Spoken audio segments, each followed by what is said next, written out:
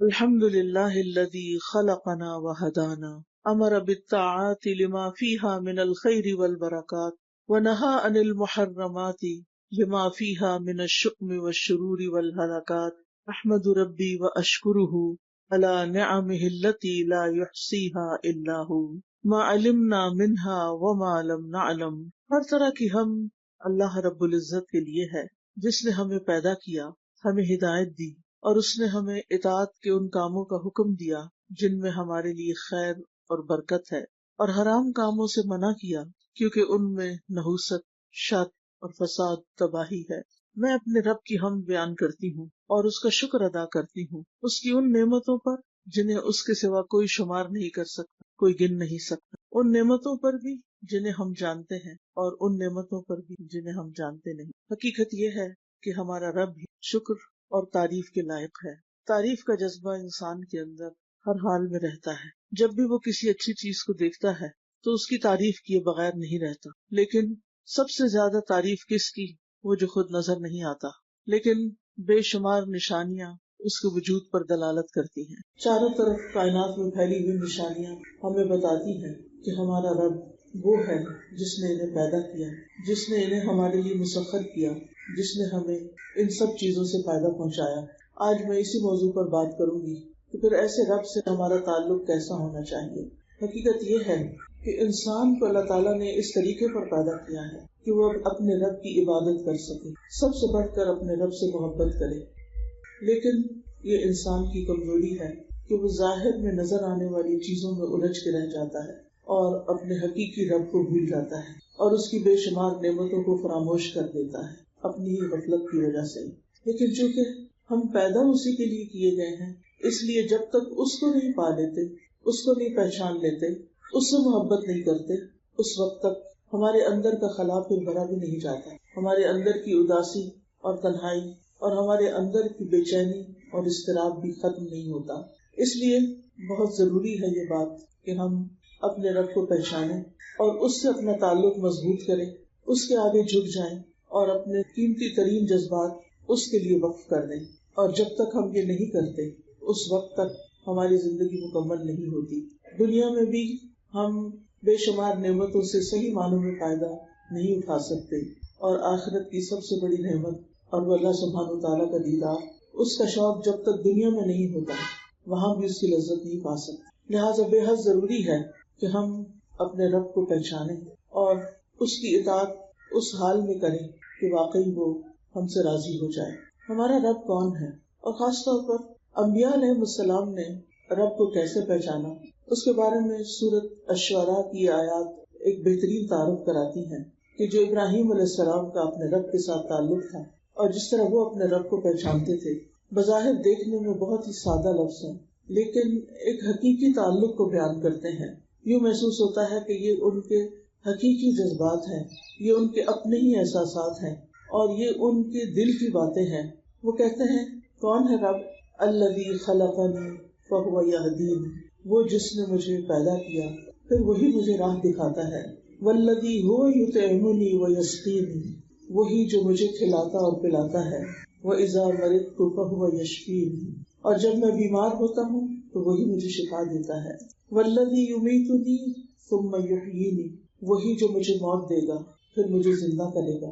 وَالَّذِي أَطْمَعُ أَن يَغْفِرَ لِي خَطِيئَتِي يَوْمَ الدِّينِ، اور وہ جس سے میں طمع رکھتا ہوں کہ وہ جزا کے دن میری خطا بخش دے گا۔ رَبِّ هَبْ لِي حُکْمًا وَأَلْحِقْنِي بِالصَّالِحِينَ، اے میرے رب مجھے حکم عطا کر اور مجھے نیک لوگوں کے ساتھ ملا۔ وَاجْعَل لِّي لِسَانَ صِدْقٍ فِي الْآخِرِينَ، اور پیچھے آنے والوں میں میرے لیے سچی ناموری رکھ۔ وَاجْعَلْنِي مِن وَرَثَةِ جَنَّةِ النَّعِيمِ، اور مجھے جنت النعیم کے وارثوں میں شامل کر لے۔ یہ ہے ابراہیم علیہ السلام جو اپنے رب کے ساتھ اپنے تعلق کو کچھ یوں بیان کرتے ہیں۔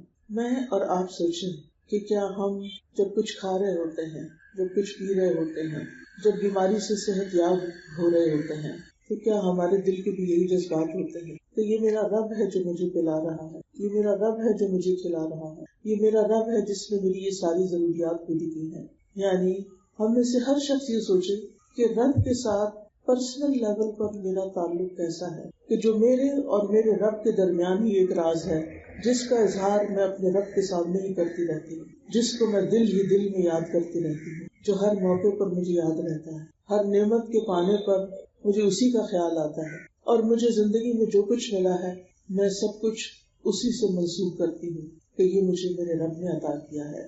کیونکہ رب کے ساتھ ہر شخص کا اپنے طور پر ایک تعلق ہونا، ایک پرسنل لیول پر تعلق ہونا بہت ضروری ہے۔ ہمارا رب اگرچہ سارے جہانوں کا رب ہے، اللہ خالق کل شیء، ہر چیز کو وہی پیدا کرنے والا ہے، وہی خالق ہے، وہی مالک ہے، وہی اس پوری کائنات کی تدبیر کر رہا ہے، اس کا نظام چلا رہا ہے، سارے امور اسی کی طرف لوٹتے ہیں، ساری مخلوق کو پیدا کرنے کے بعد اس کی رہنمائی بھی اسی نے کی ہے۔ الذی اعطی کل شیء خلقہ ثم ہدی، وہ جس نے ہر چیز کو اس کی شکل و صورت بخشی پھر اس کو راستہ دکھایا، وہ ہر چیز پر نگرانی کر رہا ہے، ہر چیز کی حفاظت کرنے والا ہے، حکم ان سب پر اسی کا چلتا ہے، سارے کا سارا حکم اور سارے کے سارے فیصلے اسی کی جناب سے صادر ہوتے ہیں، کاموں کی تدبیر بھی اسی کے ہاتھ میں ہے، زندگی اور موت کا رب بھی وہی ہے، آسمان اور زمین میں پائی جانے والی ہر چیز کا وہ علم رکھتا ہے، ایک ذرے سے لے کر عرش تک سب اسی کے کنٹرول میں ہے، ظاہری اور پوشیدہ باتوں کا وہ جاننے والا ہے، ہمارے دل کے اندر پائے جانے والے خیالات سے وہی واقف ہے، وہ نگاہوں کی خیانت تک کو جانتا ہے، وہ ہماری سرگوشیوں سے بھی واقف ہے، لیکن ذاتی طور پر اپنی زندگی میں، اپنی روزمرہ کی مصروفیات میں میرا اس کے ساتھ کتنا تعلق ہے اور کیسا تعلق ہے، میرے اوقات اس کی یاد میں کس طرح بسر ہوتے ہیں اور وہ یاد بھی کیسی ہوتی ہے، اور خاص طور پر نماز کے وقت ہماری نماز میں، ہماری عبادت میں، ہماری تلاوت میں اس کی یاد کا کتنا حصہ ہوتا ہے۔ وہ فرماتا ہے اقم الصلاۃ لذکری، نماز میری یاد کے لیے قائم کرو، لیکن ہم نماز میں کیا کرتے ہیں؟ نماز کا اصل مقصد تو اس سے ملاقات ہے، اس کی عبادت کا اظہار ہے، اس کی یاد ہے، جو عملی شکل میں ہم اس کے سامنے کھڑے ہو کر کرتے ہیں، لیکن افسوس یہ کہ ہماری نماز بھی اس کی یاد سے خالی ہوتی ہے۔ جب ہم قرآن پڑھ رہے ہوتے ہیں تو یہ دیکھ رہے ہوتے ہیں کہ کتنے صفحے باقی، نماز کے وقت یہ سوچ رہے ہوتے ہیں کہ کتنی رکعتیں اب باقی رہ گئی، یعنی ہم ہر چیز کو انجوائے کر رہے ہیں، ہر چیز کے پیچھے جا رہے ہیں، طرح طرح کی چیزوں کی محبت میں گرفتار ہیں، لیکن جس نے سب کچھ دیا ہے اسی سے غافل ہے۔ تو رب کی عبادت کے لیے اس کی معرفت بے حد ضروری ہے، اس کی پہچان ضروری ہے، اور سب سے بڑھ کر یہ کہ وہ ایک ہے اور اس جیسا کوئی نہیں۔ قل هو اللہ احد، کہہ دیجئے کہ اللہ ایک ہے، اللہ الصمد، اللہ بے نیاز ہے، لم یلد، اس نے کسی کو جنا نہیں، ولم یولد، اور نہ کوئی اس سے جنا گیا ہے، ولم یکن لہ کفوا احد، اور کوئی ایک بھی اس کا ہمسر نہیں، کوئی ایک بھی اس جیسا نہیں، لیس کمثلہ شیء وہو السمیع البصیر، کوئی چیز اس جیسی نہیں اور وہ سننے والا، دیکھنے والا ہے، وہ اپنی ذات میں اکیلا ہے، اپنے اسماء و صفات میں اور اپنے افعال میں کوئی بھی اس کے مشابہ نہیں، وہ بادشاہ ہے اور باقی ساری مخلوق اس کی ملکیت ہے، وہ رب ہے اور باقی سب اس کے بندے ہیں، وہ خالق ہے اور باقی سب مخلوق ہیں، وہ اکیلا ہی خالق ہے، خلق میں کوئی اس کا شریک نہیں، اسی لیے الوہیت میں بھی کوئی اس کا شریک نہیں، وہی معبود ہے اور ہم سب عبادت کرنے والے ہیں، اور ہمیں اس نے پیدا بھی اپنی عبادت کے لیے کیا ہے۔ زمین و آسمان کی ایک ایک چیز اس کی تسبیح بیان کر رہی ہے، سبح للہ ما فی السماوات وما فی الارض وان من شیء الا یسبح بحمدہ ولکن لا تفقہون تسبیحهم، کوئی چیز ایسی نہیں کہ جس کی تسبیح نہ کر رہی ہو، لیکن تم ان کی تسبیح کو نہیں سمجھتے۔ کائنات کی ایک ایک چیز اس کی تابعدار ہے، اس کی وفادار ہے، اس کو پہچانتی ہے، اس کو یاد کرتی ہے، اس کے آگے جھکی ہوئی ہے۔ وَلِلَّهِ يَسْجُدُ مَن فِي السَّمَاوَاتِ وَمَن فِي الْأَرْضِ، ہر ایک اس کے آگے سجدہ ریز ہے، لیکن ہم کیا کر رہے ہیں؟ ہم صرف زبان سے کہتے ہیں لا الہ الا اللہ، کہ اللہ کے سوا کوئی الہ نہیں، کوئی معبود نہیں، لیکن جب عبادت کا وقت آتا ہے تو پھر ہم کبھی نفس کے غلام بن جاتے ہیں اور کبھی بندوں کے، کبھی اپنی خواہشات کے۔ ہماری عبادت کس قسم کی ہے؟ میرا اور آپ کا اور ہم سب کا اپنے رب سے تعلق کس قسم کا ہے؟ وہ عبادت کا مستحق ہے، لیکن کیا ہم نے اس کو واقعی اس کا یہ حق دیا ہے؟ پھر یہ کہ وہ اپنی ذات میں سب سے بڑا ہے، وَهُوَ الْعَلِيُّ الْعَظِيمُ، بلند ہے، عظمت والا ہے، عرش پر مستوی ہے، اور پھر اس کے عرش کی وسعت ہم سب کو معلوم ہے کتنی زیادہ ہے۔ ابو ذر غفاری کہتے ہیں میں مسجد حرام میں داخل ہوا اور رسول اللہ صلی اللہ علیہ وسلم کو اکیلے پا کر ان کے پاس بیٹھ گیا۔ میں نے کہا یا رسول اللہ صلی اللہ علیہ وسلم، کون سی آیت افضل ہے جو آپ پر نازل ہوئی؟ آپ نے فرمایا آیت الکرسی۔ کرسی کے مقابلے میں 7 آسمان اس طرح ہیں جیسے بیابان زمین میں کوئی چھلا پڑا ہوا ہو، اور پھر کرسی کے مقابلے میں عرش کا وجود اس طرح ہے جیسے اس چھلے کے مقابلے میں بیابان کا وجود ہے۔ اس کے عرش کی وسعتوں کو امیجن نہیں کیا جا سکتا۔ کہاں یہ کہ ہم اللہ رب العزت کی عظمت کا پوری طرح اس کا ادراک کر سکیں، اس کو محسوس کر سکیں۔ ہر چیز اس کے قبضہ قدرت میں ہے، اور قیامت کے دن وہ فرمائے گا، آسمانوں کو لپیٹ لے گا اور اپنے دائیں ہاتھ میں لے کے فرمائے گا میں بادشاہ ہوں، کہاں ہے جبار، کہاں ہے تکبر کرنے والے؟ پھر زمینوں کو اپنے بائیں ہاتھ میں لپیٹ کر لے لے گا اور فرمائے گا میں ہوں بادشاہ، میں ہوں جبار، کہاں ہے تکبر کرنے والے؟ اور اس وقت اللہ سبحانہ وتعالیٰ کے سوا کسی کو بولنے کی جرات نہ ہو۔ لیکن کیا ہم اس دنیا میں رہتے ہوئے واقعی اس کو ہی بادشاہ مانتے ہیں، اسی کو بڑا سمجھتے ہیں؟ حقیقت میں طاقتور وہی ہے، باقی سب کمزور ہیں۔ صاحب قدرت وہی ہے، باقی سب بے بس ہیں۔ سب سے بڑا وہی ہے، اس کے سوا سب چھوٹے ہیں۔ وہ بے نیاز اور غنی ہے اور سب اس کے محتاج ہیں۔ وہ طاقتور ہے، اس کے سوا باقی سب ذلیل اور کمزور ہیں۔ وہی معبود برحق ہے، اس کے سوا جو بھی کوئی معبود ہونے کا دعویٰ کرے یا جسے کوئی معبود سمجھے وہ سب کے سب باطل ہیں۔ دنیا میں اگر کوئی طاقتور ہمیں نظر آتا ہے تو اس کو بھی اسی نے پیدا کیا ہے۔ آج دنیا میں اگر کسی کے پاس اختیار ہے کسی بھی قسم کا، چھوٹا یا بڑا، تو اس کو وہ اختیار دینے والا اور اس کو پیدا کرنے والا بھی وہی ہے۔ لیکن ان ساری قوتوں اور ان ساری صفات کے باوجود وہ ارحم الراحمین بھی ہے اور مالک یوم الدین بھی ہے، نہایت رحم فرمانے والا ہے۔ لیکن انسانوں کو بدلہ بھی خود دے گا، جو بھی وہ اس کے ساتھ دنیا میں معاملہ کر کے جائیں گے۔ دنیا میں رزق بھی وہی ہمیں دیتا ہے اور آخرت میں جنت اور جہنم میں ڈالنے کا فیصلہ بھی اسی کا ہوگا۔ بے مثال صفات والا ہے، ہر چیز سے پہلے ہے اور سب سے آخر میں بھی وہی ہے۔ هو الاول والآخر والظاہر والباطن، ہر چیز پر وہی غالب ہے اور ہر چیز کے پیچھے وہ باطن ہے۔ ہر چیز کو وہ جاننے والا ہے، وحدہ لا شریک لہ، علم میں سب سے بڑا ہے۔ اللہ یعلم ما تحمل كل انثى وما تغیض الارحام وما تزداد وكل شیء عنده بمقدار، عالم الغیب والشہادۃ الکبیر المتعال۔ اللہ جانتا ہے جو ہر مادہ اٹھائے ہوئے ہے اور جو کچھ رحم کم کرتے ہیں اور جو زیادہ کرتے ہیں، اور ہر چیز اس کے ہاں ایک اندازے کے ساتھ ہے۔ وہ غیب اور حاضر کو جاننے والا ہے، بہت بڑا اور نہایت بلند ہے۔ عالم الغیب والشہادہ ہے، غیب اور حاضر سب کا جاننے والا، ماضی، حال اور مستقبل ہر زمانے سے واقف ہے۔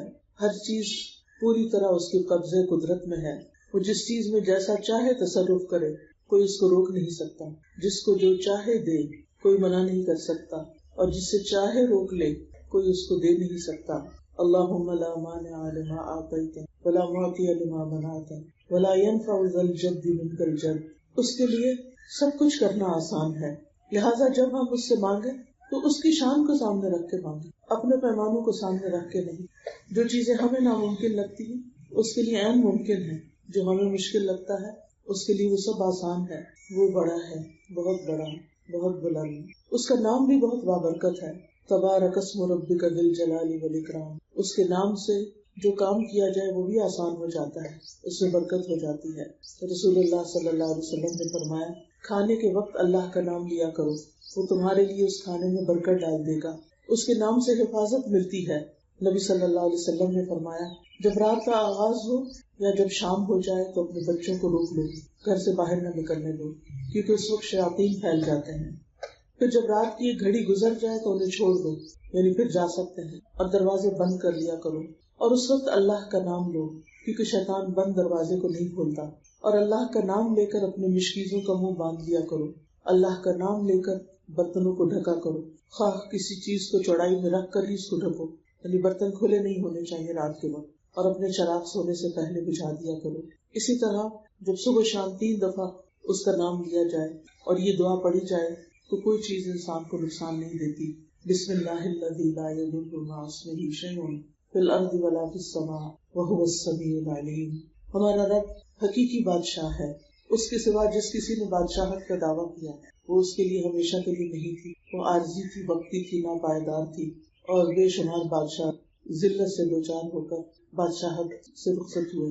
حقیقی بادشاہ وہی ہے۔ اللہم مالک الملک تؤتی الملک من تشاء وتنزع الملک ممن تشاء وتعز من تشاء وتذل من تشاء بیدک الخیر انک علی کل شیء قدیر۔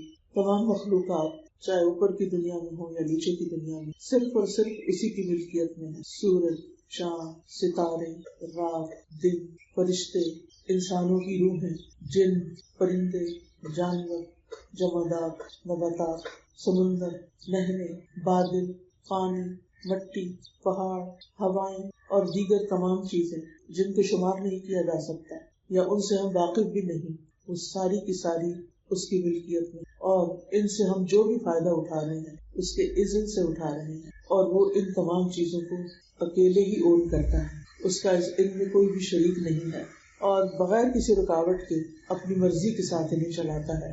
اس کی بادشاہت ہر چیز پر ہے، سمندروں پر بھی، ستاروں سیاروں پر بھی، خشکی پر بھی، زمین پر بھی، آسمانوں پر بھی۔ مخلوقات میں سے کوئی ایک بھی ایسا نہیں کہ جو اس کے دائرۂ اختیار سے باہر ہو یا اس کے اختیارات میں کسی قسم کی کوئی بھی شراکت رکھتا ہو۔ وہ سارے خزانوں کا بھی مالک ہے۔ وَإِن مِّن شَيْءٍ إِلَّا عِندَنَا خَزَائِنُهُ، کوئی بھی چیز نہیں مگر اس کے کئی خزانے ہمارے پاس ہیں۔ وَلِلَّهِ خَزَائِنُ السَّمَاوَاتِ وَالْأَرْضِ، آسمانوں اور زمین کے سارے خزانے اسی کے پاس ہیں۔ اگر تمام انسان، اولین و آخرین، جن و انس، ایک چٹیل میدان میں کھڑے ہو کر اللہ تعالیٰ سے مانگنے لگیں اور اللہ تعالیٰ ان کو وہ سب کچھ عطا کر دیں جو وہ مانگ رہے ہیں، تو بھی اس کے خزانوں میں کوئی کمی واقع نہیں ہوگی، مگر جتنی سمندر میں سوئی ڈال کے نکالنے سے پانی میں کمی واقع ہوگی، یعنی نتھنگ، کچھ بھی کمی نہیں۔ وہی پریشانیوں کو دور کرنے والا ہے، وہی بیماریوں کو دور کرنے والا ہے، وہی دکھوں کو دور کرنے والا ہے، بندوں کی تمام ضروریات وہی پوری کرتا ہے۔ لہٰذا دکھ ہو یا ضرورت ہو، اسی کی طرف رجوع کرنے کی ضرورت ہے۔ جب ہم اسے پکارتے ہیں تو ہماری پکار سنتا ہے۔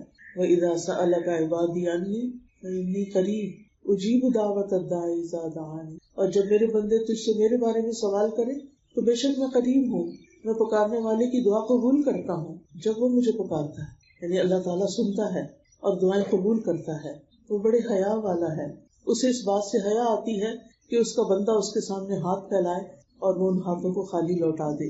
وہی بندوں کا فقر دور کرنے والا ہے۔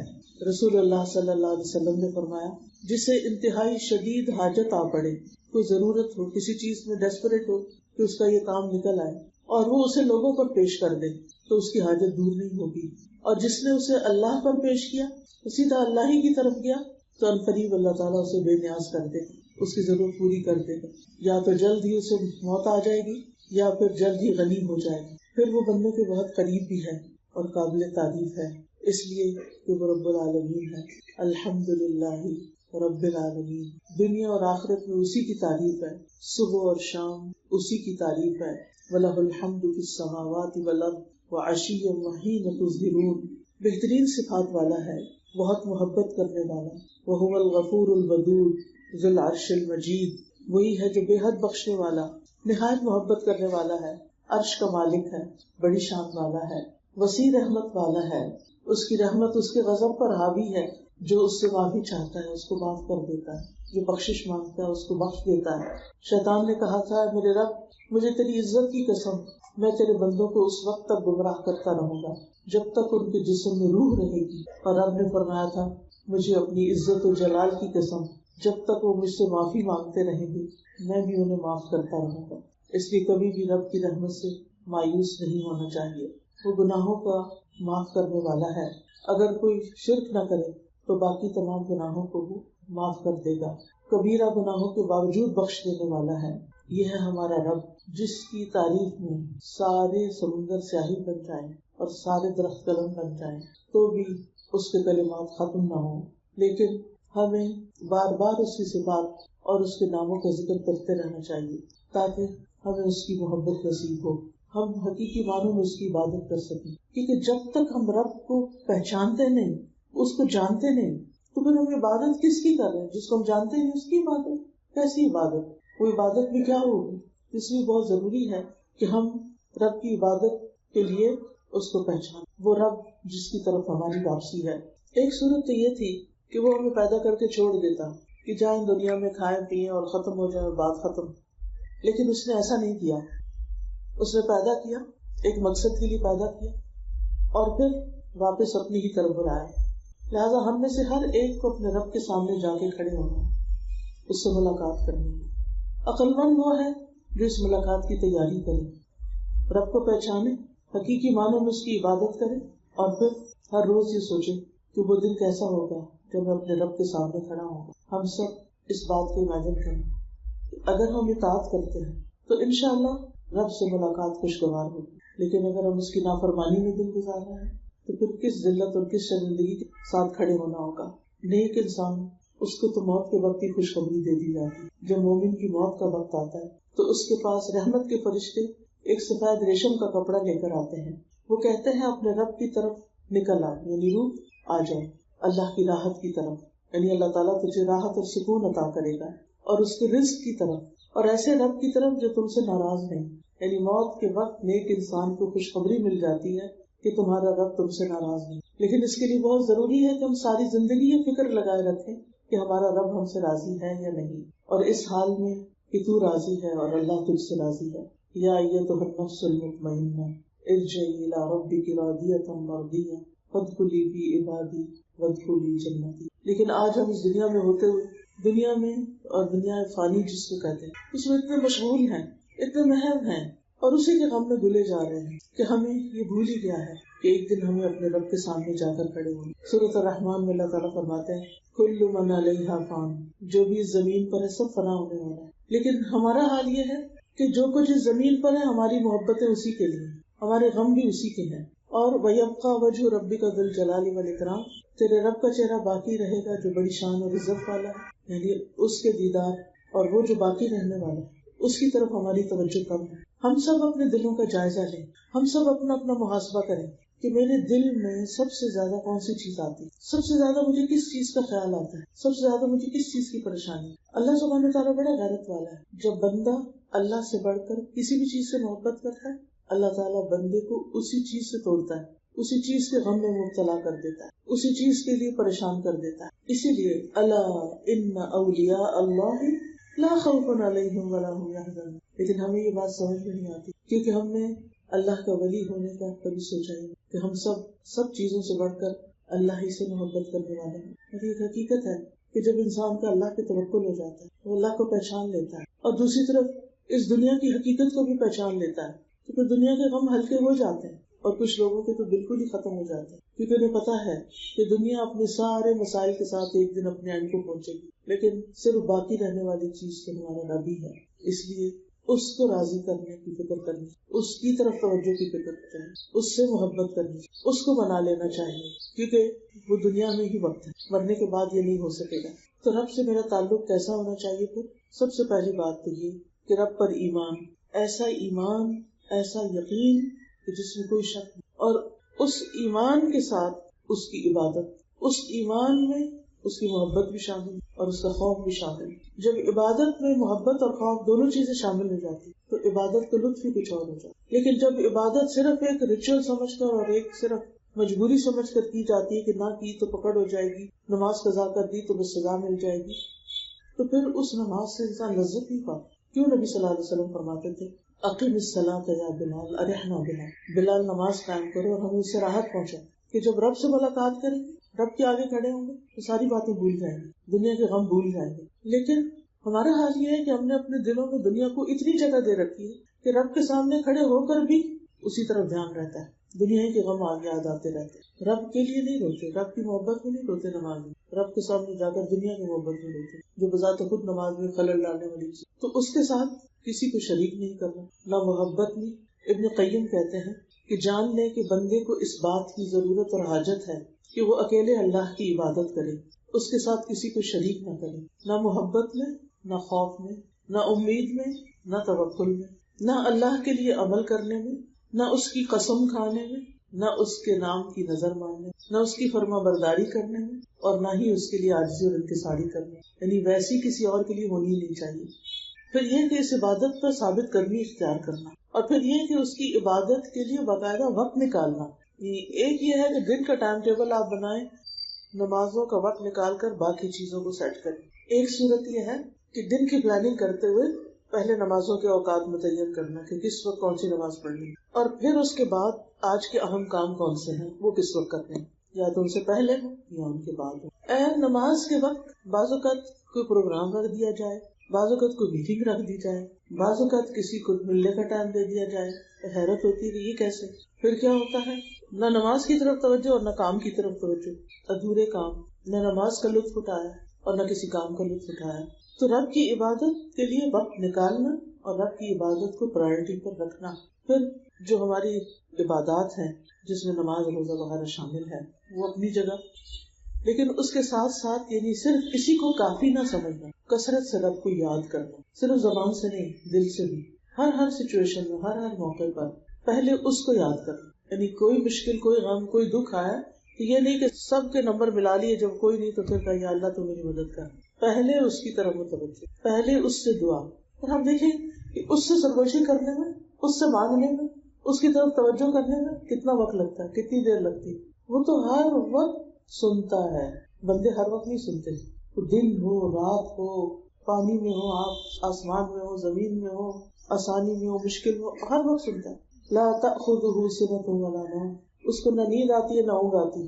لہٰذا سب سے پہلے اس کی طرف متوجہ، مشکل پیش آنے پر اس کو یاد کریں، اس کا ذکر کریں، اور عبادت میں خوبصورتی اس احساس کے ساتھ لائیں کہ گویا ہم اسے دیکھ رہے ہیں، اور اگر یہ نہیں تو وہ تو ہمیں دیکھ رہا ہے. پھر یہ کہ جو کچھ کریں اسی کے لیے کریں، یہی عبادت بن جائے گی. یعنی ہر چیز عبادت، ہر قول اور فعل عبادت بن جاتا ہے جب اللہ کے لیے کیا جاتا ہے، خالصتاً اسی کے لیے اور اس کی پسند کے مطابق. کیونکہ قل ان صلاتي ونسكي ومحياي ومماتي للہ رب العالمین.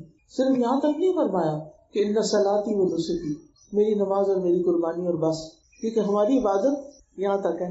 نماز اللہ کے لیے، قربانی اللہ کے لیے، اور محیایا، زندگی میری کس کے لیے؟ لوگوں کے لیے، دنیا کے لیے.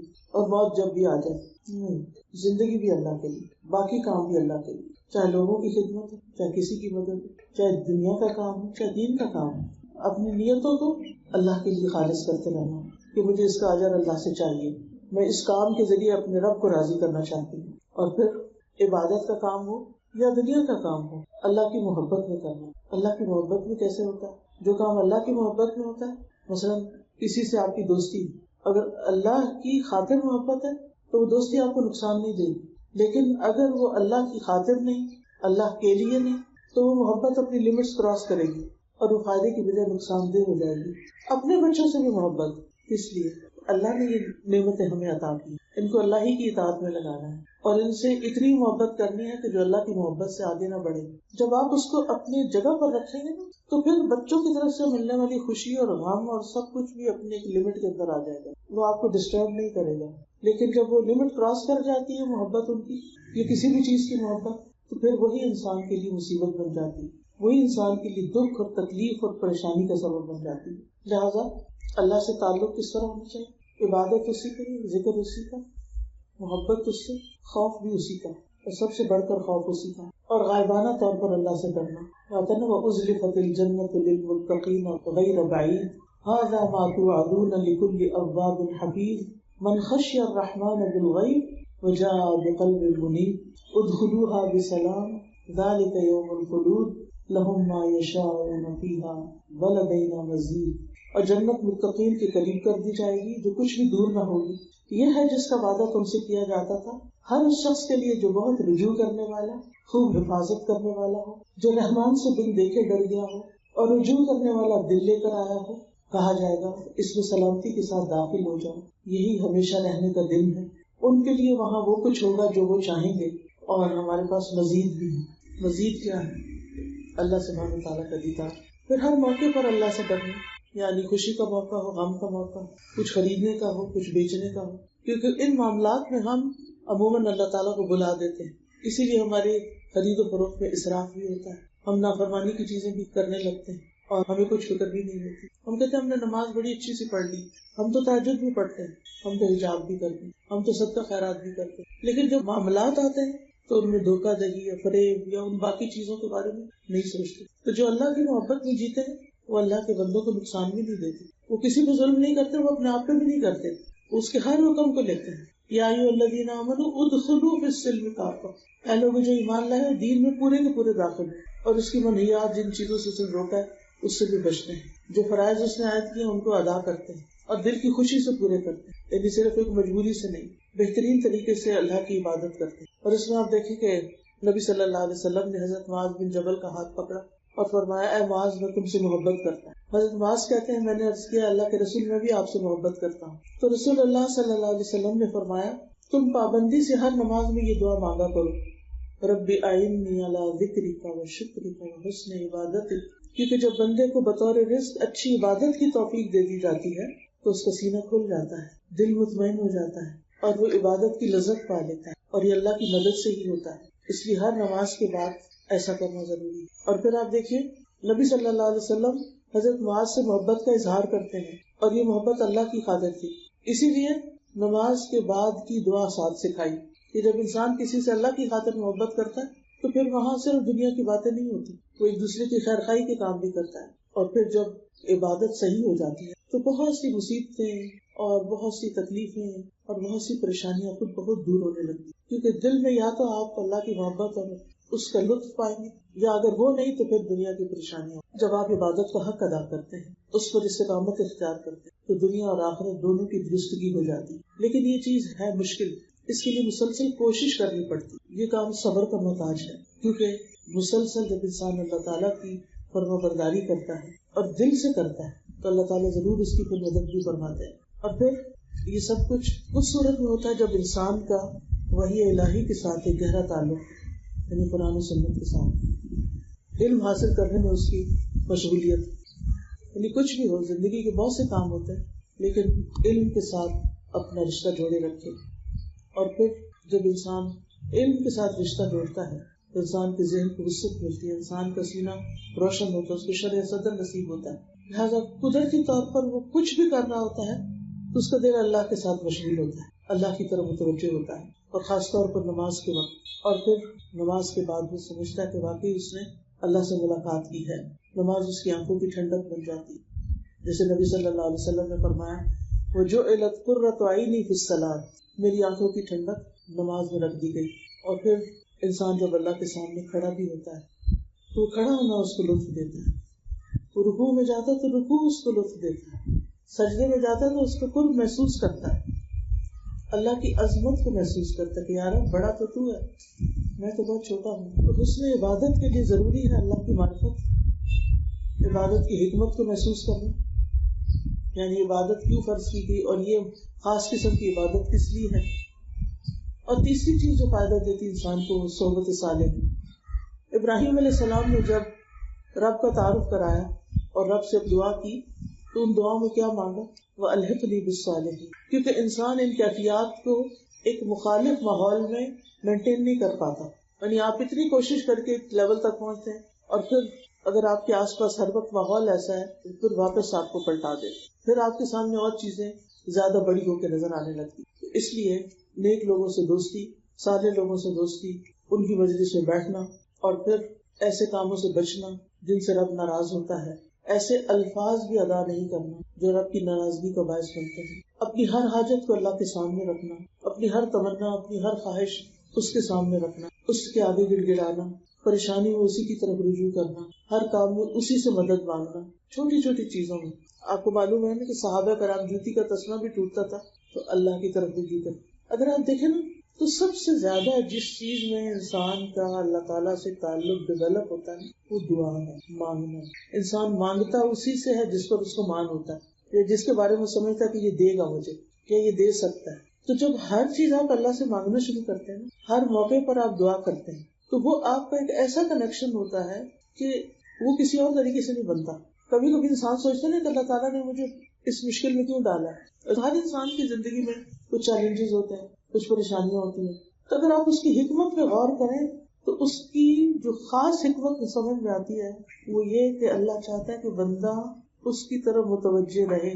کیونکہ یہ ہم لوگوں کی عادت ہے کہ پریشانی میں جس طرح رب کو یاد کرتے ہیں اس کے علاوہ نہیں کرتے. پریشانی، تکلیف، آزمائش، امتحان، یہ سب ذریعہ بن جاتا ہے خوب خوب دعائیں کرنے، اللہ سبحانہ تعالیٰ سے ایک خاص تعلق قائم کر لینے کا. لہٰذا انسان جب اللہ سے مانگتا رہتا ہے، جیسے کہ حدیث میں بھی آتا ہے وَإِذَا سَأَلْتَ فَاسْأَلِ اللَّهَ وَإِذَا اسْتَعَنْتَ فَاسْتَعِنْ بِاللَّهِ.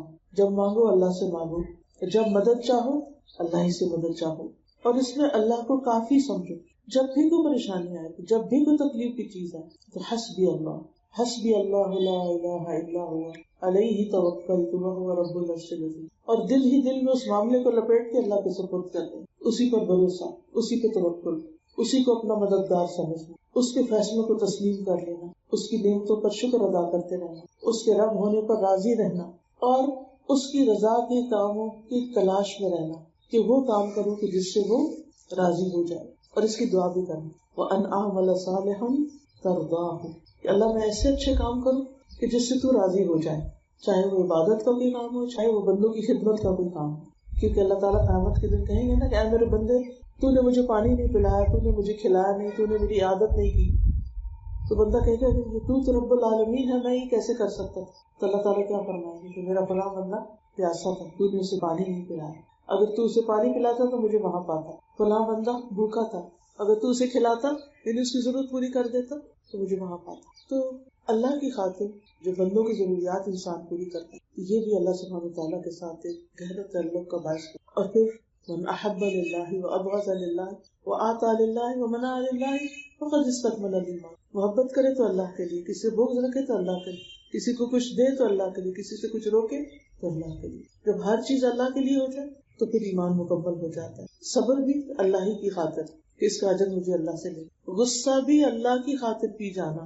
حدیث میں آتا ہے اللہ کے نزدیک غصے کے اس گھونٹ سے زیادہ افضل گھونٹ کسی بندے نے کبھی نہ پیا ہوگا جو وہ اللہ کا چہرہ حاصل کرنے کے لیے پیتا ہے. اللہ کی خاطر معاف کر دینا یعنی اللہ سے جزا پانے کے لیے. حدیث میں آتا ہے جو شخص کسی ظلم پر ظالم کو صرف اللہ کا چہرہ چاہنے کے لیے معاف کرتا ہے، اللہ تعالیٰ اس کی عزت میں اضافہ فرما دیتا ہے. پھر اسی طرح آپس کے اختلافات میں اللہ کی طرف رجوع کرنا. پھر اللہ تعالیٰ کا ادب بھی، کیونکہ جب ہم ہر بات اللہ سے کرنے لگتے ہیں تو بعض اوقات ادب کے دائرے سے نکلنے لگتے ہیں، تو اس سے بھی بچنا ہے. اللہ کو پکارنے میں ادب. ادعوا ربکم تضرعا وخفیا انہ لا يحب المعتدین. تم اپنے رب کو عاجزی سے اور چپ کے پکارا کرو، وہ حد سے بڑھنے والوں کو پسند نہیں کرتا. ابن قیم کہتے ہیں اللہ کے ساتھ ادب اس طرح ہوگا کہ وہ ظاہری اور باطنی حرکات کو اللہ کے ساتھ اچھے قرب اور اچھی مصاحبت کے ساتھ واقع کرے، جیسا کہ اللہ کی تعظیم، بڑائی اور اللہ سے حیا کا حق ہے. پھر اللہ تعالیٰ کے نام کی تعظیم، پھر اس کے احکامات کو خوش دلی سے قبول کرنا، ان پر اعتراض نہ کرنا. یہ کیوں آیا ہے، ایسا حکم کیوں ہے، یہ تو بڑا مشکل ہے، یہ آج کے دور میں نہیں ہو سکتا، اس طرح کی زبان استعمال نہیں کرنا. یعنی بعض اوقات انسان صاف انکار کر دیتا، میں تو نہیں یہ کر سکتا، یا ان پر عمل کرنے سے تکبر کرتا ہے، یا ان پر عمل کرنے سے سستی کا مظاہرہ کرتا ہے. تو جب انسان کے اندر اللہ کی محبت ہوتی ہے اور اللہ کے لیے کچھ کرنا ہوتا ہے تو انسان کے دل میں یہ یقین ہوتا ہے اللہ سب سے بڑا ہے، لہٰذا میں اس کے لیے کوئی کام کر رہا ہوں تو کیا مشکل ہے، مجھے اس سے جزا چاہیے. پھر سارے لوگوں کی نظریں چھوٹی ہو جاتی ہیں کہ لوگ کیا کہیں گے. جب تک لوگ ہماری نگاہوں میں بڑے رہتے ہیں تو پھر ہم بہت سے احکامات پر عمل ہی نہیں کرتے کہ لوگ کیا کہیں گے. لیکن جب اللہ ہمارے سامنے بڑا ہو جاتا ہے، ہماری زندگی میں وہ سب سے بڑا ہو جاتا ہے، تو پھر ہمیں کچھ بھی کرنے میں مشکل نہیں لگتی. ہم اس کے لیے کر رہے ہیں اور وہ ہمیں دیکھ رہا ہے. پھر یہ ہے کہ اللہ سبحانہ تعالیٰ کے ساتھ ادب کا ایک تقاضا یہ بھی ہے اس سے کبھی بدگمان نہ ہو، اس سے کبھی مایوس نہ ہو، کبھی اس کو الزام نہ دے. پھر بغیر علم کے اللہ کی طرف کوئی بات منسوخ نہ کرے کہ اللہ تعالیٰ یہ کرتا ہے، اللہ تعالیٰ یہ کہتا ہے، اللہ تعالیٰ فرماتا ہے اور کہیں نہ فرمایا ہو. یہ سخت بڑا جھوٹ ہے، یہ کبیرہ گناہ سے بھی بڑا گناہ ہے، اکبر الکبائر میں سے ہے. پھر اللہ کی طرف بھلائی کی نسبت کرنا، شر کی نسبت نہ کرنا. ابراہیم علیہ السلام نے کہا تھا الذی خلقنی فهو یهدینی والذی هو یطعمنی ویسقینی واذا مرضت فهو یشفین. بیماری کو اپنی طرف منسوب کیا، میری اپنی کوتاہیوں کا نتیجہ ہے. اور پھر آخر میں یہ کہ اس کو زندگی بھر کے لیے مینٹین کرنا. بعض اوقات ایسا ماحول ہمیں ملتا ہے، ایسا علم ملتا ہے، ایسی کمپنی ملتی ہے کہ ہمارا ایمان بہت بڑھ جاتا ہے، ہمارا اللہ سے تعلق خاص ہو جاتا ہے، اللہ کی عبادت میں لذت نصیب ہوتی، لیکن پھر کچھ دن کے بعد وہ سب ڈھیلا پڑنے لگتا. تو اس کی بھی فکر کرنی کہ کون سی ایسی غلطی کی تھی، کون سا ایسا کام کیا تھا کہ جس کی وجہ سے یہ میرے ساتھ ہو رہا ہے. ان غلطیوں کی توبہ، استغفار، اور پھر موت تک رب کی عبادت، وَاعْبُدْ رَبَّكَ حَتَّىٰ يَأْتِيَكَ الْيَقِينُ، توحید پر، کلمہ لا الہ الا اللہ پر خاتمے کی دعا، رب کی ملاقات کا شوق، اور پھر رب سے دعائیں، خاص طور پر اپنے لیے، اپنے ایمان کے لیے، استقامت کے لیے، اپنے والدین کے لیے، ازواج کے لیے، اولاد کے لیے، خصوصاً اولاد کے نمازی بننے کی دعا، پھر تمام انسانوں کے لیے، سب کی بخشش کے لیے، اور پھر ہر طرح کی خیر پانے کے لیے، دلوں کی صفائی کے لیے، علم میں اضافے کے لیے، معاملات کو سمجھنے کے لیے، معاملات کی آسانی کے لیے، شکر گزار اور اطاعت گزار بننے کے لیے، اپنے دشمن شیطان سے حفاظت کے لیے۔ لہٰذا جب دعائیں ہم اللہ سے کریں گے اور دنیا اور آخرت کی ساری بھلائیاں پانے کے لیے اور جنت میں اپنے رب کا دیدار پانے، تو رب کے ساتھ تعلق مضبوط تر ہوتا چلا جائے گا۔ جس بندے کی دعاؤں میں کمی ہوتی ہے اس کے رب سے تعلق میں بھی کمی واقع ہوتی ہے۔ تو دعائیں تعلق بڑھانے کا بہترین ذریعہ ہے۔ اللہ سبحانہ وتعالیٰ ہمارے اس تعلق کو بہترین کر دے، مضبوط کر دے، اور ہر آن یہ تعلق مضبوط سے مضبوط تر ہوتا چلا جائے۔ وآخر دعوانا ان الحمد للہ رب العالمین۔ اگر آپ کے ذہن میں کوئی اور بات ہو، کچھ ایڈ کرنا چاہتے ہیں تو یو آر موسٹ ویلکم۔ میں فکر کروں کہ یہ تصویر جو مجھے ایسا لگتا ہے کہ واقعی حقیقت جو اللہ کی پہچان مجھے ہوئی ہے وہ اس کتاب کو پڑھنے کے بعد ہوئی ہے۔ ہمیں نام پتہ ہوتے ہیں اللہ کے، ان کی میننگ بھی پتہ ہوتی ہے، لیکن جس طرح سے اس کتاب میں اس کو بیان کیا گیا اور اس کو پڑھنے کے بعد جو تعلق میرا اللہ سبحانہ تعالیٰ سے مضبوط ہوا، جتنا توکل میرا اللہ سے بڑھا، کہ مجھے محسوس ہوا کہ اللہ تعالیٰ تو سبب الاسباب ہے، اس کو تو اس کی بھی ضرورت نہیں ہے نا، کہ اگر آگ کا کام ہے جلانا، اگر اللہ نہیں چاہے گا تو وہ اس کو نہیں جلائے گی۔ پھر جس طرح سمندر کا واقعہ بیان ہوا، تو یہ ساری چیزیں میرے ذہن میں یہ آ رہی تھی کہ اللہ سے ہمارا تعلق اور دنیا سے ہمارا تعلق، پھر اللہ کی طرف محبت اور دنیا سے جو لوگوں سے ہم محبت کرتے ہیں، تو جب ساری نسبت ہم اللہ کی طرف لے جاتے ہیں نا، تو پھر ہم اس دنیا کی تمام لذتوں سے لینے آ جاتے ہیں۔ ہمیں پھر کسی کی کوئی بات بری نہیں لگتی، ہمیں کسی کا کوئی معاملہ تکلیف نہیں دیتا، کوئی پریشانی نہیں لگتی، کیونکہ ہمارے دل میں بس یہی آتا ہے اللہ ہے نا۔ تو وہ مجھے وہ والی عبارت بھی بہت اچھی لگتی ہے، کل من احب اللہ انس به ومن احب غیر اللہ عذب به، کہ جب آپ کو وہی آپ نے جس طرح بات کی نا کہ دنیا کی محبت آپ بہت زیادہ جب کسی سے کرتے ہو تو آپ ایکسپیکٹ بھی اس سے کرتے ہو، اور وہیں سے اللہ آپ کو چوٹ جو ہے وہ توڑتا ہے۔ ان مجالس کو ذکر کی مجالس اسی لیے کہا جاتا ہے کہ ان میں یاد دہانی کرانی ہے۔ بہت سی باتیں ہمیں پتہ ہوتی ہیں، ہم بھول جاتے ہیں، پھر یاد آ جاتی ہیں، پھر کچھ عمل میں آ جاتی ہیں، پھر کچھ بھول جاتی ہیں، پھر دوبارہ یاد دہانی چاہیے ہوتی ہے۔ ہم اس کو دیکھیں کہ جب تک ہم کرتے رہتی ہے ایسے ہی دور ہوتے عادت ادھر ادھر ہوتے میں سے بات چلتا ہے تو سب سے پہلے کہ میں نے جس رات کیا ہے مجھے پتا چلے کہ نماز کیوں بنائی ہے، کس لیے بنائی ہے، اور نماز میں نے سنی رجوع الاللہ ہے، اور جب میں نے ان کی بات سنی گئی تو ابھی تک وہ یہی کہتی ہے مصنون نماز، اور جس طرح نبی صلی اللہ علیہ وسلم جس طرح وہ ادا کر، اس طرح کیونکہ میرے ساتھ ساتھ لکھے گا تو وہ I'm a clinical psychologist۔ مجھے پہلے ایسے لگتا تھا کہ زندگی جو ہے نا اس میں جو سب سے امپورٹنٹ چیز ہے انجوائے کرنا، and the most important thing is money. مطلب آپ کو اگر اللہ تعالیٰ ساری نعمتوں سے نواز دے تو آپ اپنی زندگی کو لسٹ پہ جی سکتے ہیں اور آپ بہت انجوائے کر سکتے ہیں۔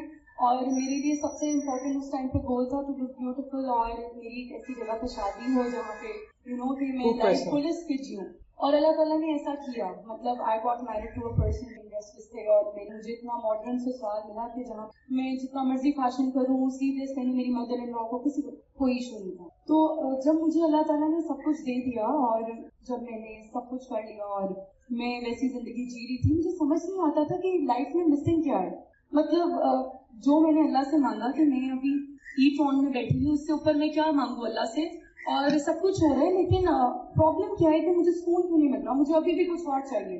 تو سمجھ نہیں آتا تھا کہ پرابلم کیا ہے، پرابلم کس وجہ سے ہو رہا ہے۔ اللہ نے مجھے بیٹے بھی دی، ایوری تھنگ گاٹ ہیپن، جو ایک سوسائٹی میں ہم سنتے ہیں کہ یہ سب کچھ ہونا چاہیے، لیکن جو ایک سب سے بڑا پرابلم تھا نا وہ یہ تھا کہ جب اللہ تعالیٰ آپ کو سکسیس دیتے وہاں پہ ارد گرد کے لوگ آپ کے ساتھ کنیکشن نہیں بنا پاتے، آپ اس طرح کے لوگوں میں اٹھنا بیٹھنا شروع کر دیتے ہیں، وہ جو آپ بات کرتی ہے صحبت کی۔ تو وہاں پہ بیٹھ کے جب مجھے احساس ہوتا تھا کہ ارد گرد کے لوگ کرٹیسائز کر رہے ہیں، اچھا یار اس کو دیکھو وہ کیسی ہے، یہ کیسی ہے، جیسے میں اپنے گھر کے لوگوں کو سنتی تھی کہ یار ان کو مت انوائٹ کرو، مطلب ان کا کیا فائنینشیل اسٹیٹس ہے، مطلب this and that.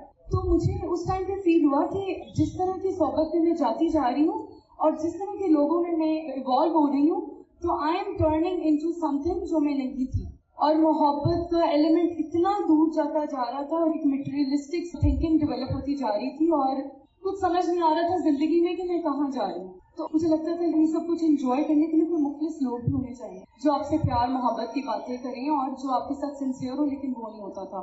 Because definitely کہیں نہ کہیں جیلسی آئی جاتی تھی. میں بڑا روتی تھی اللہ کے آگے کہ اللہ تعالیٰ یہ تو میں اکیلی ہو گئی ہوں اور مجھے جس طرح کے آپ فرینڈس دے رہے ہیں مجھے اس طرح کے فرینڈس نہیں چاہیے. تو پھر مجھے ایک سرٹن پوائنٹ پہ ایسا لگا کہ اللہ تعالیٰ کہ میں نے سب سے پیار کر کے دیکھ لیا، وائی ناٹ کہ میں آپ سے پیار کر کے دیکھتی ہوں کیا ہوتا ہے. مطلب لیٹ می سی کہ آپ تو بڑا کہتے ہیں نا کہ مجھ سے پیار کرو مجھ سے پیار کرو. تو جب میں نے یہ بات سوچی کہ چلو اب میں سب کچھ اللہ کے لیے کروں گی دنیا میں اور سارا کچھ چھوڑ کے بسائڈس آف دا فیکٹ کہ جو اللہ کو پسند ہے میں اس طرح سے کروں گی. تو جب میں نے یہ ٹائنی سا اسٹیپ اٹھایا تو مجھے جیسے اکثر ایک ہماری سوسائٹی میں قرآن کلاس ہوتی تھی تو ادھر ایک میری چچی تھی، وہ تھوڑا سا اس کا ہیڈ کور کرتی، وہ مجھے کہا کرتی تھی تم پلیز وہاں پہ جایا کرو. میرے پاس ٹائم نہیں ہوتا تھا. تو اس ٹائم پہ پھر میں نے کہا چلو میں اب جاتی ہوں. تو مجھے صحیح طرح سے دوپٹہ لینا بھی نہیں آتا تھا. تو انہوں نے کہا میں ایسے جاؤ گی؟ میں نے کہا نہیں چلے اسٹیپ تو لے لیا نا کہ میں جا رہی ہوں وہاں پر. جب میں نے وہاں پہ قرآن تھوڑا تھوڑا پڑھنا شروع کیا تو مجھے بہت مزہ آنا شروع ہوا. مجھے ایسا لگا فیلنگس کنیکٹڈ ہو رہی ہیں. لیکن پھر پرابلم یہ تھا کہ وہ ویک میں ایک دفعہ ہوتی تھی پھر میں ڈسٹریکٹ ہو جاتی تھی. تو میں نے کہا یا اللہ مجھے مطلب میں کس طرح قرآن پڑھوں، مجھے کوئی ریسورس نہیں تھی. تو میری کسی فرینڈ نے یہ دورہ قرآن آپ کا فارورڈ کیا تو میں نے اس کو پلے کرنا شروع کیا. تو جیسے ہی میں نے پہلا اسپارہ جب آپ کا پلے کیا تو آپ نے آج کل کی زندگی سے ریلیٹڈ جو ایگزامپلس دی ہوئی تھی اور جو آپ نے بتایا ہوا تھا، مطلب مجھے لگا یہ تو ایسا لگ رہا کہ جیسے آپ میرے بارے میں بات کر رہی ہیں. تو وہ اتنا کنیکٹڈ تھا کہ آئی فیل سو گڈ اباؤٹ اٹ کہ میں نے ونس ان اے گو جیسے لائک اے کریزی پرسن میں نے سنتی گئی اور مجھے بہت زبردست اللہ کے ساتھ ایک کنیکشن بنے. مجھے تو حسن سلوک کی ڈیفینیشن بھی نہیں پتا تھی جو آپ نے مجھے ایکسپلین کی کہ مطلب جو لوگ آپ کے ساتھ برا کر رہے ہیں ان کے ساتھ اچھا ہے. تو میں نے اپنی ماما کو کال کی، ماما مجھے کون سا دین پڑھا رہی تھی؟ تو مجھے تو اس سب کے بارے میں نماز قرآن کے علاوہ تو مجھے پتہ ہی نہیں تھا کہ مطلب کوئی بدعات بھی ہوتی ہیں. بدعات کا کانسیپٹ تو میرے پاس سے بھی نہیں گزرا تھا اور یہ ساری باتیں. اور پھر جب میں نے پڑھنا شروع کیا تو ایک زندگی میں میری لائف میں ایک اسٹیپ آیا کہ مجھے پھر احساس ہوا کہ اللہ کی محبت آپ کی زندگی میں کیا رول پلے کرتی ہے. جب میں نے اسٹارٹ کیا تو اس ٹائم پہ سب سے بڑا مسئلہ تو یہ تھا کہ اچھا وہ لوگوں کو ڈسکس کرنا کیسے چھوڑیں، غیبت، جھوٹ. اور یعنی کہ دنیا میں تو میں اتنی انوالو تھی کہ ہر دوسرے دن پارٹیز ہو رہی ہوتی تھی اور ہر دوسرے دن جانا ہوتا تھا. تو پھر وہی والی بات کہ جب میں اپنے بال کھولتی تھی اپنے آپ کو کیری کرتی تھی تو لگتا تھا کہ اپنے اندر ہی گم ہو جاتی تھی، لوگوں کی تعریفوں میں گم ہو جاتی تھی. وہ تم کو بہت اچھی لگی. لگتا تھا یہ جو بال ہے نا یہ کنیکشن توڑ رہے ہیں. مطلب مجھے بڑا اچھا لگ رہا ہے کہ لوگ مجھے بڑا پلیز کر رہے ہیں، جس طرح سے رسپیکٹ دے رہے ہیں. مطلب آئی ایم لونگ اٹ. پھر مجھے لگا کہ چلو پھر عمرے پہ گئی میں، جب اللہ نے مجھے بلایا تو وہاں پھر جا کے مجھ میں ایسی محبت ڈیولپ ہوئی کہ میں نے سوچا چلو میں ہیڈ کور کر لوں. لیکن تب بھی مجھے تھا کہ میں کپڑے پہننا اور پردہ تو کبھی کر ہی نہیں سکتی، تو بڑی دور کی بات ہے. مطلب نا ابھی یہاں تک بڑی مشکلوں سے پہنچی ہوں. تو خیر پھر پڑھتی گئی مطلب آپ کو سنتی گئی. اور ایک لائف میں پھر ایک پوائنٹ آیا کہ جیسے تہجد میں ایک بہت امپورٹنٹ رول پلے اللہ سے کنیکٹ کرنے کا. اور پھر اللہ تعالیٰ نے مطلب مجھے ایسے ایسے خواب دکھائے مطلب جو ان امیجنیبل تھے کہ جس کی وجہ سے پھر ایک کنیکشن ڈیولپ ہوتا چلا گیا. اور آپ ایسی تھی جیسے میری ایک فرینڈ جو مجھے ہمیشہ ایک ہوتا ہے نا کہ جب میں لو فیل کرتی تھی میں آپ کو سن لیتی تھی اور جیسے واک کرتے ہوئے آگے پیچھے آپ کو سنتے سنتے میں نے میوزک سننا چھوڑ دی. یہ لگتا تھا چلو آپ کچھ انفارمیٹیو نئی بات بتائیں گی، آپ کی ہر بات میرے لیے نئی تھی. تو اس پوائنٹ پہ مجھے بڑا ایک سکون اور ایک آپ کے لیے محبت ڈیولپ ہونا شروع ہو گئی کہ اچھا یہ کون ہے جنہوں نے مجھے یہاں تک اتنی ہیلپ آؤٹ کی. پھر بس اس طرح کرتے کرتے پھر ایک پوائنٹ آیا لائف میں جب مجھے پتہ لگا کہ مجھے اللہ سے اتنا پیار ہے کہ اب میں پردہ کر سکتی ہوں، جب میں لائف کو بیک آف کر سکتی ہوں ساری زندگی کو. تو پھر جب میں نے پردہ کیا تو مجھے پتہ چلا کہ اللہ کی محبت کے بغیر آپ اللہ کی اطاعت نہیں کر سکتے. یہ امپاسبل ہے، وہ آپ کو سزا لگیں گے. مطلب آپ کو وہ امپاسبل، کیونکہ ایک ایسی فیملی میں آپ نے پردہ کرنا جہاں پہ لوگ آپ کو مطلب پردے والی عورتوں کو سر پہ دوپٹہ لینے والے کو سمجھتے ہیں یہ کون ہے. اللہ تعالیٰ نے دنیا میں بھی رہنے کو کہا ہے. مطلب ہاں ٹھیک ہے نماز روزہ پڑھ لیے صدقہ دے دیا ٹھیک ہے، دس از ناٹ لائف. مطلب وہ آپ سے بات کرنا بھی پسند نہیں کریں گے اگر آپ نے سر پہ دوپٹہ لیا ہوا یا آپ نے وہ کیا ان کے لیے آپ نارمل ہوں گے. تو وہاں پہ جو مجھے اللہ جس طرح میری اسٹرینتھ بنے، اللہ نے جس طرح سے مجھے وہ سب کچھ کیا اور جس طرح سے میرے شوہر کو کا دل بدلا. اور میں جیسے آپ کا جب سنتی تھی میں اپنے لا کے پاس جا کر کے کاؤنسلنگ کرتی تھی، وہ مجھے کہتی تھی ماں ہاں نہیں یہ اس طرح نہیں، تو وہ کہتی تھی میں اپنے بیٹے کی دوسری شادی کرا دیں گی. تو وہ مجھے بڑا مذاق میں چھیڑتی تھی اس بات سے نا کہ میں تو تمہیں جس طرح کھلائی تھی تمہیں وہ کیا رہا ہے. تو میں نے کہ پھر میں جیسے اللہ نے بڑی ہیلپ کی, مطلب ان کو کاؤنسلنگ میں ان کی کرتی تھی اس طرح سے کہ دیکھیے مما اللہ تعالیٰ کو ایسے کہہ رہے ہیں, یہ سب چیزیں جو ہمیں مل رہی ہیں this and all and that. اور پھر شکر الحمدللہ اللہ نے میرے لیے آسانیاں پیدا کی. لیکن اسٹل مجھے تھا کہ مجھے 2-3 ایسی دعائیں چاہیے تھی کہ جس سے میرے دل میں اللہ کے لیے محبت اور بڑھے. تو میں اللہ تعالیٰ سے, وہ خیر میرا اور اللہ کا سیکرٹ ہے, لیکن تو پھر اللہ تعالیٰ نے مجھے جب وہ دعائیں مجھے پتہ چلی اور وہ سب پھر تو it was the happiest day of my life. اور آپ سے ملنے کا بھی آج ڈریم پورا ہو گیا. And I love you so much for the sake of Allah. جزاک. اوکے, سبحانک اللہم و بحمدک, اشہد ان لا الہ الا انت, استغفرک و اتوب الیک. السلام علیکم و رحمۃ اللہ وبرکاتہ.